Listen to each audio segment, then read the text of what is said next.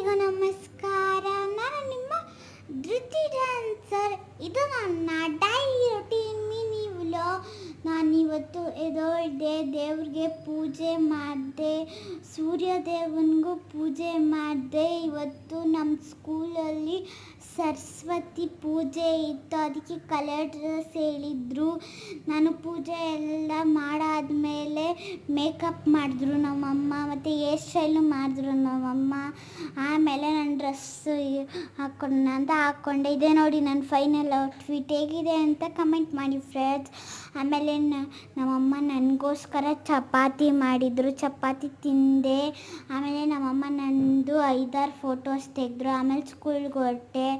ಆಮೇಲೆ ನಮ್ಮ ಅಣ್ಣಂದಿರೆಲ್ಲ ಒಂಬಾಳೆ ಅಲಂಕಾರಕ್ಕಂತ ಒಂಬಾಳೆಯಲ್ಲಿ ಡಿಸೈನ್ ಮಾಡ್ತಿದ್ರು.